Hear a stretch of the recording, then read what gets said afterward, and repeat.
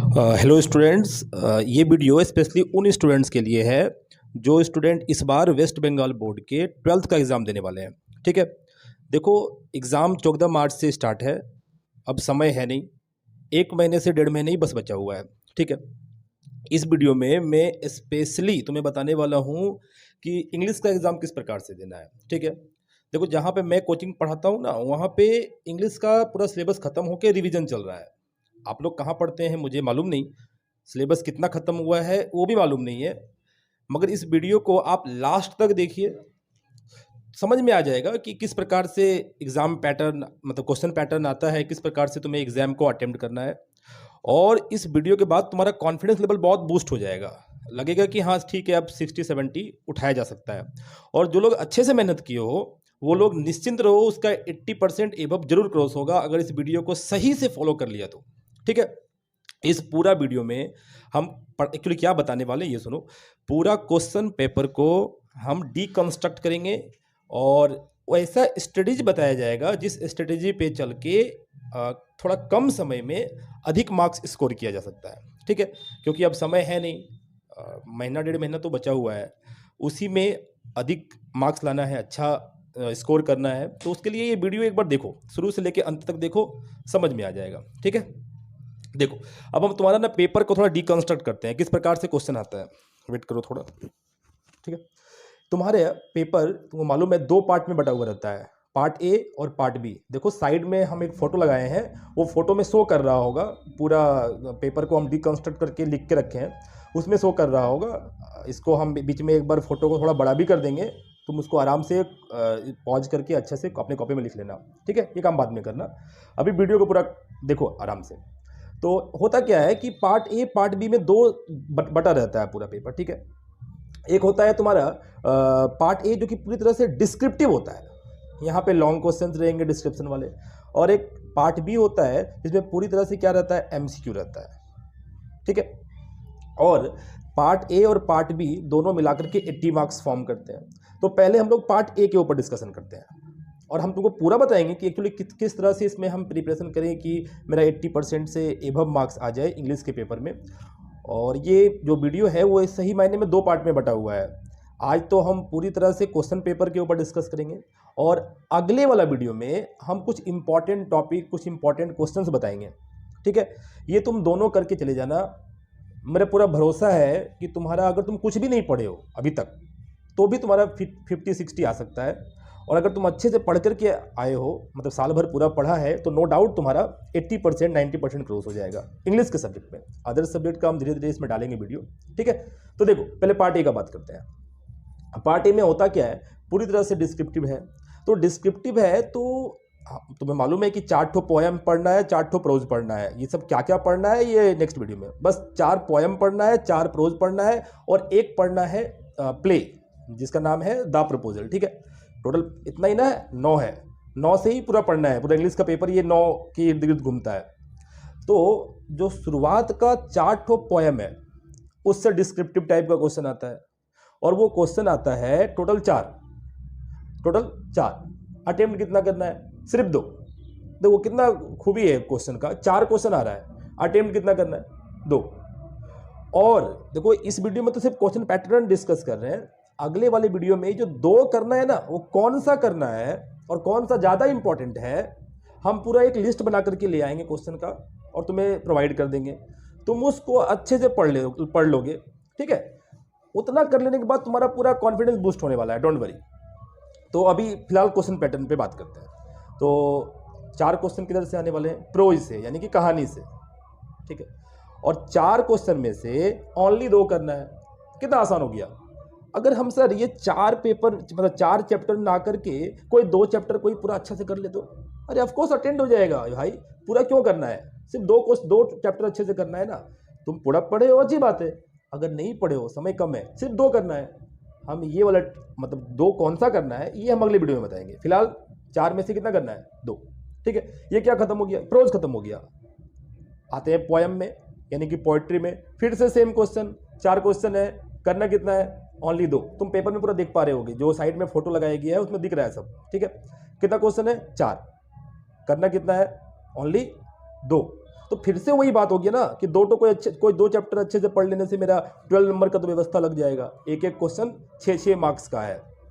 अब देखो, ये जो 2 चैप्टर पढ़ना है इंग्लिश में, उस 2 चैप्टर में से भी एक चैप्टर में एक क्वेश्चन हम तुमको ऐसा बताएंगे जिसका 90% चांस है हर साल आता है।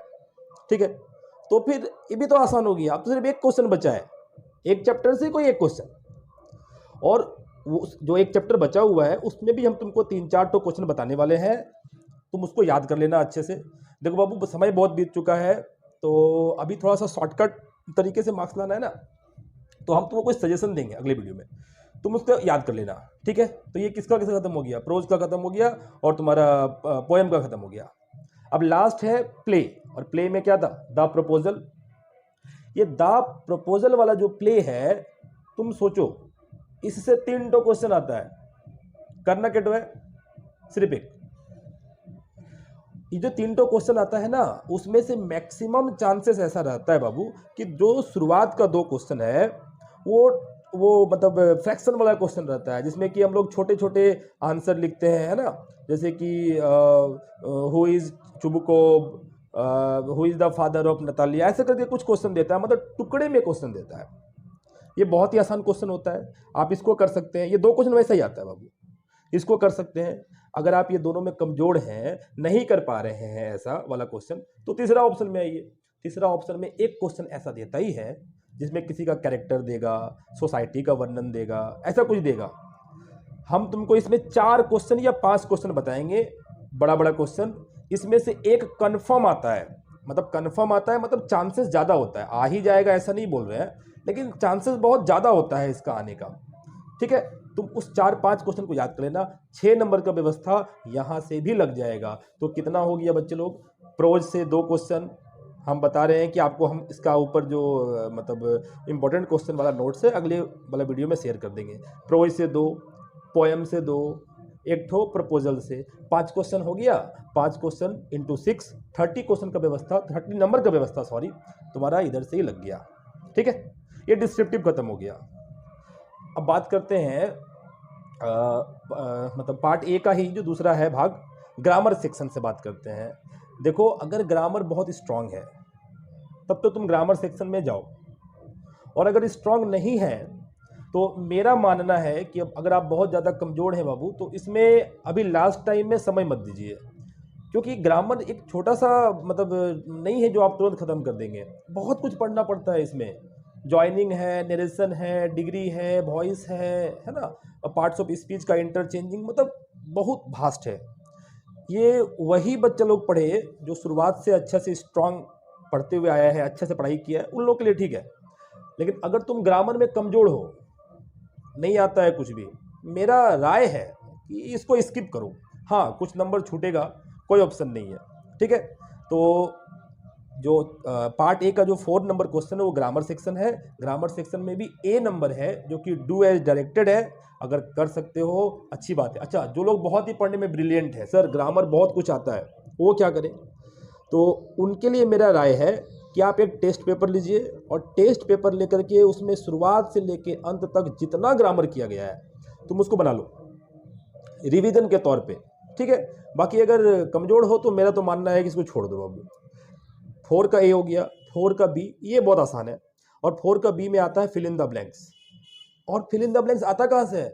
पूरी तरह से उठा के दे देता है प्रोज वाला पार्ट, एक कोई टुकड़ा वहाँ पे दे दिया, बस प्रोज ही का लाइन दे दिया। वहाँ से कुछ आर्टिकल प्रीपोजिशन मिसिंग है, जस्ट आर्टिकल प्रीपोजिशन को पुट कर देना है। तो अगर तुम प्रोज को अच्छे तरह से पढ़ करके रखोगे, अच्छे से पढ़ करके आए हो, तो तुम्हारा आर्टिकल प्रीपोजिशन का 3 मार्क्स तो ऐसे ही आएगा। 6 ठो फिल इन द ब्लैंक्स रहता है, हाफ मार्क्स करके ईच है, तो तुम्हारा 3 नंबर बन गया। और जो ग्रामर सेक्शन यानी कि 4 नंबर का जो सी पॉइंट है, सी नंबर का जो क्वेश्चन है, उसमें फिल इन द ब्लैंक्स रहता है, और वो एरर का करेक्शन करने का रहता है। मतलब एक लाइन दिया हुआ है, उसमें कुछ एरर लिखा हुआ है, मतलब गलत शब्द है, तुम उसको सही वाला शब्द वहाँ पुट करोगे। और ये भी पूरी तरह से प्रोज से ही उठा करके, कहानी से उठा करके वहाँ पे दे देता है। ये दोनों ही आर्टिकल प्रीपोजिशन फिल करने वाला और ग्रामर का करेक्शन फिल करने वाला, ये दोनों ही बहुत आसान होता है। अगर तुम थोड़ा सा अच्छा से पढ़ाई लिखाई करके गया है बाबू, थोड़ा सा स्टोरी को पढ़े हो अच्छे से, बहुत ज़्यादा मेहनत किए हो, तो ये दोनों ही तुम अटेम्प्ट कर सकते हो, ठीक है। और अगर हम फिर से वही कहेंगे, अगर तुम ग्रामर में बहुत वीक हो, अभी तक कुछ पढ़ाई भी नहीं किया है, तो इस सेक्शन के लिए मत जाओ। इसको इस पे समय देने से बढ़िया है कि तुम जो पहले का प्रोज था उसमें समय दो, ठीक है। अब बात करते हैं दूसरा। दूसरा में क्या है कि अच्छा 1 2 3 4 तक हो चुका है, 5 नंबर में आते हैं। 5 नंबर में अनसिन आता है, ठीक है। और अनसिन, अब फिर वही बात है, जिसका एकदम से इंग्लिश में हाथ ढीला है, भाई कुछ नहीं आता है, पढ़ करके समझ में नहीं आता है। कुछ कुछ स्टूडेंट्स होते हैं वैसे, वो इंग्लिश में अनसिन को ना क्या करते हैं, ऊपर से देख देख के लिख देते हैं। कोई क्वेश्चन आया, कोई भी क्वेश्चन है, अब उसी तरह से मिलता जुलता वर्ड ढूंढेंगे पूरा अनसिन में कहाँ लिखा है, वही वाला पूरा एक तो पैराग्राफ छाप दिए हैं बाबू। वैसे मार्क्स देखो, अगर तुम्हारा संयोग बढ़िया है, नसीब बढ़िया है, तो हो सकता है मिलता जुलता आंसर मिल जाए और तुमको फुल मार्क्स मिल जाए। लेकिन कि टीचर लोगों को भी पता है कि बच्चे लोग ऐसे कॉपी पेस्ट किया है और उसमें वो तुमको मार्क्स फुल नहीं देते हैं, ठीक है। तो अगर तुम्हारा अनसिन पढ़ने का मतलब अनसिन में तुम स्ट्रांग हो, अच्छा से आता है, तो तुम उसको खुद से करो। नहीं आता है तो ठीक है, वही पुराना सिस्टम चला रहे हो चलाओ, कम मार्क्स मिलेगा, है ना मामा से काना मामा बढ़िया, कुछ तो मिलेगा। ये हो गया। इसमें फिर ट्रू फॉल्स भी रहता है 4 ठो। ट्रू फॉल्स में क्या करना है, फिर वही बात है, क्या करना है कि आपको पढ़ना है पूरा लाइन, देखना है अगर ऊपर से मैच करता हुआ कुछ है, कुछ लग रहा है कि भाई इधर का सेम बात लिख दिया है, तो ट्रू मारिए, अदरवाइज फॉल्स मारिए। क्योंकि जिसका इंग्लिश मजबूत है बाबू, वो तो पढ़ करके पूरा समझ लेगा, वो ट्रू फॉल्स सब सही सही मारेगा। ये जुगाड़ पॉलिसी उनके लिए है ना, जो लोग कुछ अभी तक पढ़ा नहीं है और इंग्लिश में पूरा हाथ खाली है, उसके लिए है। समझ रहे हो ना। अनसिन हो गया। आते हैं हमारा क्वेश्चन नंबर 6 में। 6 है राइटिंग सेक्शन, और राइटिंग सेक्शन में 3 ठो देता है बाबू। एक है स्टोरी रिपोर्ट राइटिंग, एक है लेटर राइटिंग, और एक है प्रेसी राइटिंग। तो वो कितना अच्छा है क्वेश्चन, 3 क्वेश्चन दिया है, करना क्या है, सिर्फ एक ठो, और उसी में 10 मार्क्स है। तो जब 3 दिया है सर, तो हम तीनों में क्यों मेहनत करें। आप अगर सीखने के पर्पज से कर रहे हैं, अच्छी बात है, पहले सीख लीजिए। अब अगर समय नहीं है तो तीनों में मेहनतें नहीं करना है, 2 ठो को एकदम साइलेंट कर दो, बस 1 ठो को पकड़ लो। और 1 ठो को जो तुम पकड़ोगे, तो मेरा मानना है कि तुम स्टोरी को पकड़ लो अच्छा से, या फिर पैराग्राफ, स्टोरी या पैराग्राफ। इसमें क्या होता है ना, थोड़ा फॉर्मेट वगैरह रहता है। आप अगर बनाने नहीं भी आता है तो एक फॉर्मेट ले लीजिए, उस पर थोड़ा अपने से कुछ ऐड करके बनाया जा सकता है, ठीक है।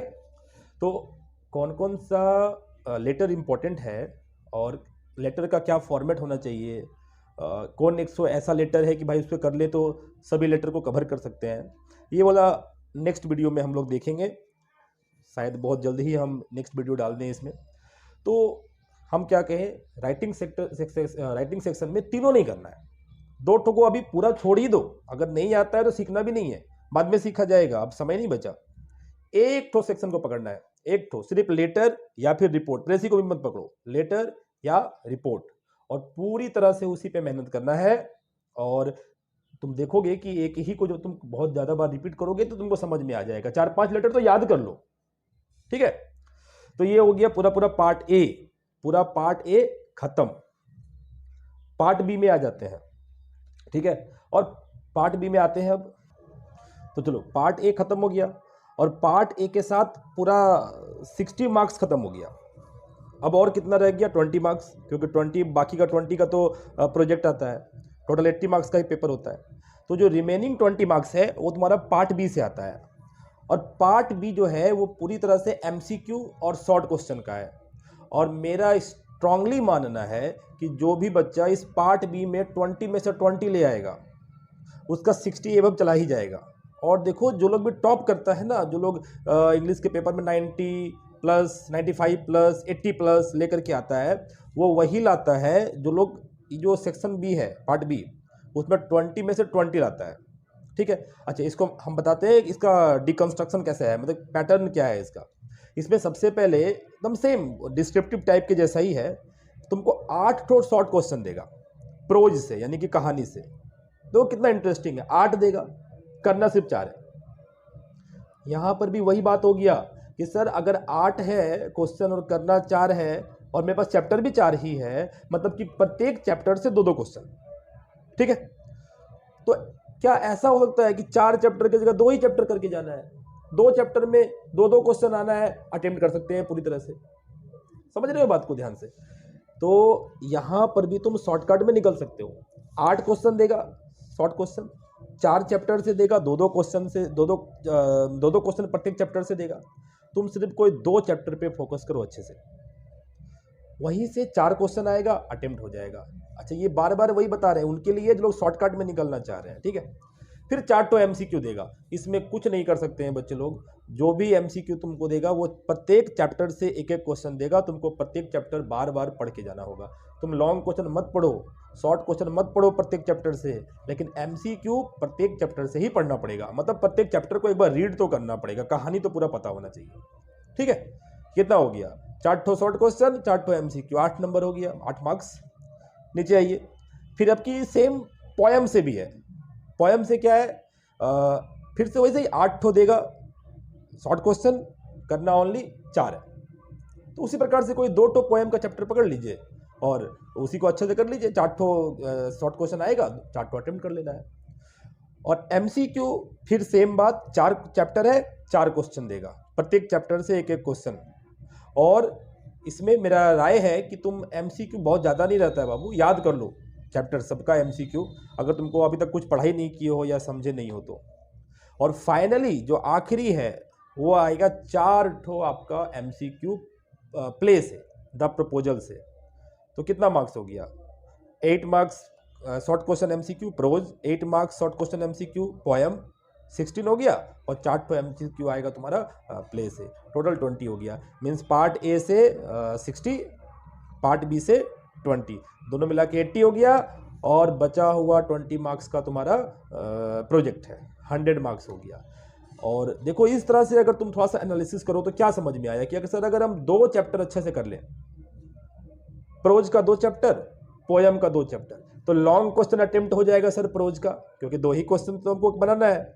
उसी प्रकार 4 शॉर्ट क्वेश्चन भी अटेम्प्ट हो जाएगा, 2 एमसीक्यू भी अटेम्प्ट हो जाएगा, सिर्फ 2 मार्क्स छूट जाएगा बाबू, क्योंकि एमसीक्यू 4 देता है, चारों चैप्टर से एक एक। समझ रहे हो? अगर सिर्फ 2 चैप्टर हम अच्छे से कर लें, प्रोज का भी और पोयम का भी, तो सब अटेम्प्ट हो जा रहा है, सिर्फ छूट जा रहा है तो 2 एमसीक्यू। समझ में आया कि नहीं आया? 2 long question, 6 × 2 12 number, 4 MCQ 4 number, 12 और 4 16 नंबर, 2 नंबर छूट जाएगा आपका सिर्फ एमसीक्यू का, और 2 नंबर और एमसीक्यू में आ ही जाएगा, मतलब 18 नंबर मिल जाएगा आपको एक ठो से। तो थोड़ा सा इस तरह से स्ट्रेटेजी बना के पढ़ो, तुमको ये समझ में आ जाएगा बाबू, ठीक है।